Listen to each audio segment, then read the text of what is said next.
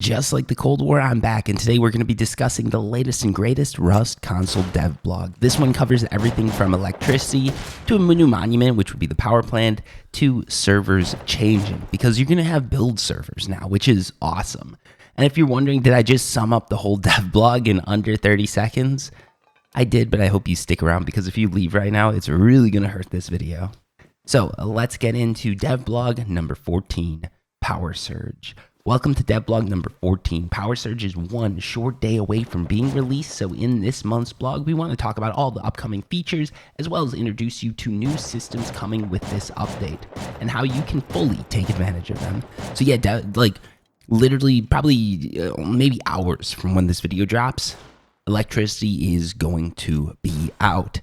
And there's going to be updates, there's going to be guides, there's going to be a ton of cool stuff on this channel, so make sure you hit subscribe. And I ask because if I don't, you probably won't. Moving on, electricity brings a vast number of new opportunities to the game, and it's important to know the basics of how electrical components work in order to explore the systems to its fullest.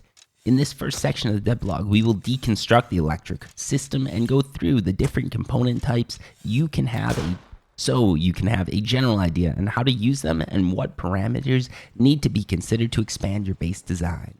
By the end of it, you should be recognized as a master electrician in the island of the Rust Console Edition. But you will need to explore your creativity in base designs too in order to take full advantage of all the systems. Which basically means Google a bunch of bases and then copy them word for word and wonder how someone figured out where your TC is. I don't recommend doing that, by the way. Use the electricity stuff that you learn to make very unique base designs, because those are actually harder to raid. Go figure. Get wired. Let's start with the bread and butter of the new electricity system. Before you add any new electrical components to your base, you will need to craft a very important item called the wire tool. This tool will allow you to connect the different electric items to one another so you can supply power needed for them to run.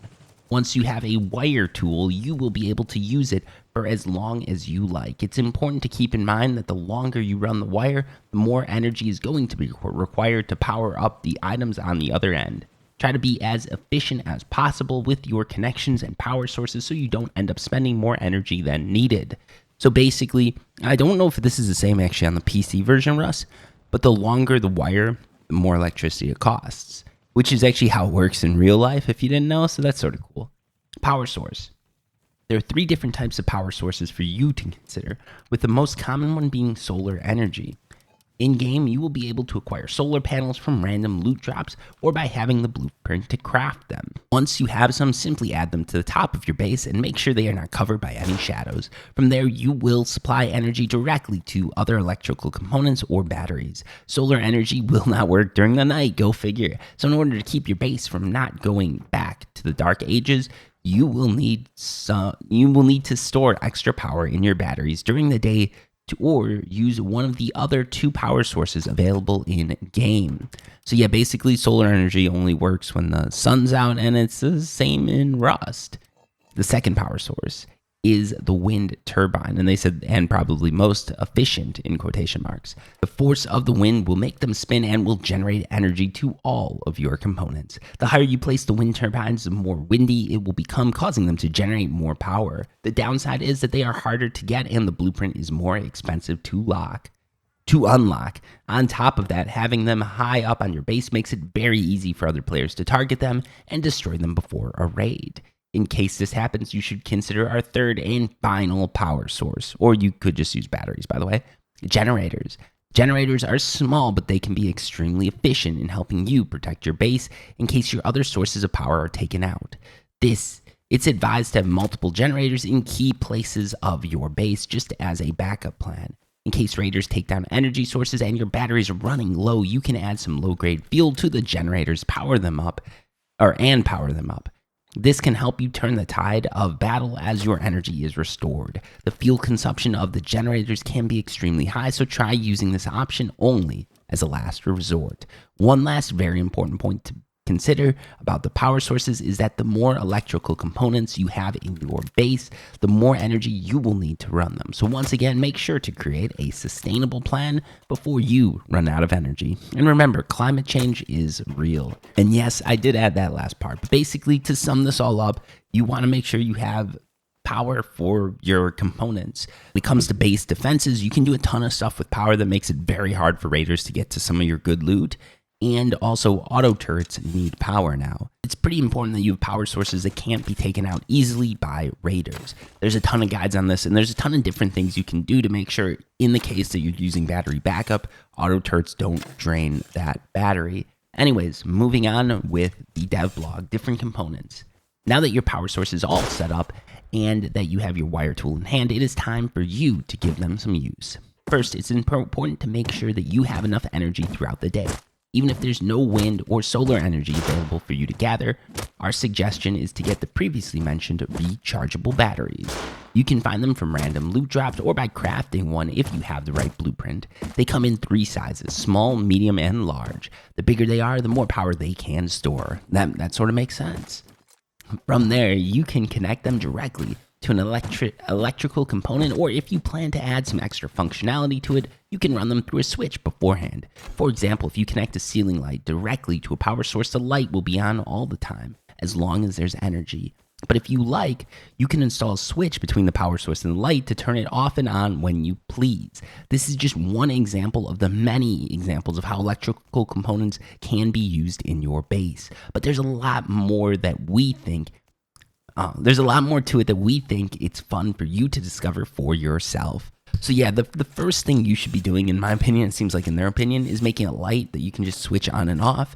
After that, you can get more advanced with it. You can make a light that switches on and off randomly. You can make a light that only goes on at night. Make doors that automatically open and close at random times. You can make trap bases, and you can make turrets that just blow people away when they see them. So yeah, there's a lot of really cool stuff you can do with electricity, and I really look forward to seeing what everybody's making. Now, moving on, in case you need some more guidance on how to connect certain electrical components and what their functionality is, the YouTuber Jafar has created an awesome guide for the electrical system on the PC Rust, but most of the points are valid for what we have in the console version as well. Keep in mind that some minor differences can exist between both versions. Regardless, the video should give you a very good understanding on how to set up the different electrical components. So I have some guides on that too. I think Jade Monkey has some guides. I think there's actually most like Rust console content creators have some really good guides on electricity, and to be honest, I'm probably one of the ones that's slacking the most. So yeah, make sure you check all those out, give some support to the community. While you're checking them out, always make sure you hit the like button, leave a comment, because creators notice that. We see when people leave comments, we see when people leave likes, and that helps us know that the video is helping people, and it encourages us to make more videos. One more major difference that we want to highlight with the release of this update is the need for electricity to power up the auto turrets. I've already highlighted that a few times. This is a big game change, or big game meta change, as the players will not be able to spam auto turrets to protect their base unless they're generating a huge amount of power. On top of this, you will also need to supply a weapon to the auto turrets for them to be operational. All of these changes will make Rust Console Edition much more balanced and enjoyable for everyone. But one of the big issues you have here is Zergs will still be able to spam auto turrets, so don't think that the issue's completely been solved. This is just part of the way towards solving it. Now, moving on, Power Plant. With Power Surge, we will also have the addition of a new monument. This monument's actually been added a few times. I've talked about this before. It's been accidentally added, removed, accidentally added again, removed again, but it looks like Power Plant is finally officially here. The Power Plant is perfect to tackle as soon as you reach mid-game. You will need at least a hazmat suit and a gun, as some of the areas in the monument are full of radiation that can kill you in minutes. It's also a very popular location, so expect to see other players roaming around when you visit this monument. If you want to take full advantage of a power plant run, it's recommended that you take a green keycard with you, as this is needed to complete the main puzzle in the monument. I'm not sure if they changed something, but you also need a blue keycard for the power plant, or at least if I remember things correctly, you need a blue keycard. It might have changed. I've got to run Power Plant on the console version of Rust. I haven't run it in a while. But if you're looking for a guide, and if it is, I believe it is similar to the PC, I've got a guide on Power Plant that's actually got like 100,000 views or something crazy like that.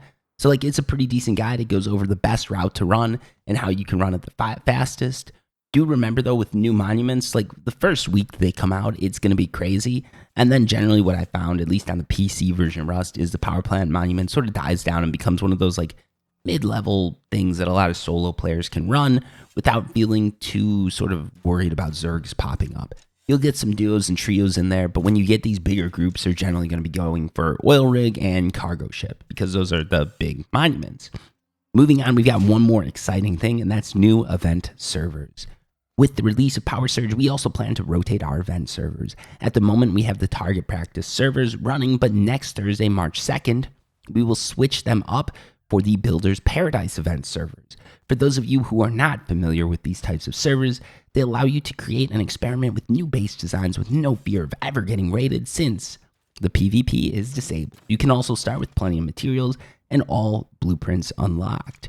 Since base building has a whole new layer with the introduction of electricity, you will be able to play in these servers in order to practice for your monthly or weekly wipes. Next month, we will dive deeper on the next content update and share some more information on what's to come. We hope you all enjoyed the Power update, and we can't wait to see all the trap bases players will create with the new content update. And then they said, that's all for this dev blog, but keep an eye on our YouTube channel tomorrow as we will release the Power Surge trailer. Have a great wipe, everyone. See you on the island. So that is the official dev blog for the electricity update for the console edition of Rust. And folks, I'm excited. I played with this a little bit on Test Branch. It works amazingly well. They've taken their time with this one. They said they were going to release it a month after the release of the game.